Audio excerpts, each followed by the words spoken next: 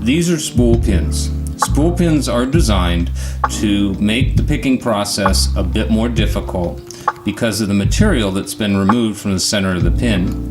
If you compare the spool pin with a conventional pin, you'll see that what happens is during the picking process, when these pins are pushed up into the Bible, the little ridge on the spool pin catches on the bottom of the hole in the Bible and causes what's called a false set. So the false set will make the picker feel like the pin has been picked, but in reality it's stuck, and unless you relax tension and push it all the way up inside the Bible, the pin will never set properly.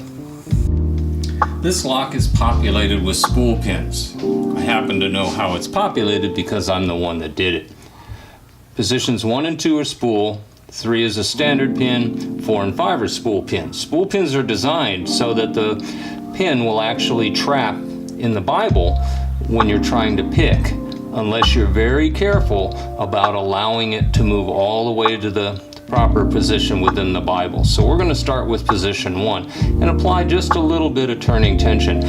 Keep in mind that the amount of turning pressure and the amount of picking pressure has to be very dynamic in order to prevent the spool pin from doing a false set.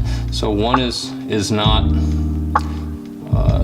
picking, so I'm going to go to 2, and you see that? That's a false set. See how it rotated just about 4 or 5 degrees? So I'm going to bring it back just a little bit, just to keep the spool in the center of the chamber. Number 3 is already picked. Number 4, kind of bring it down, and notice how I'm backing off on the pressure, but I'm keeping it on there to keep the other pins set. 5, letting up on some of the pressure, picked.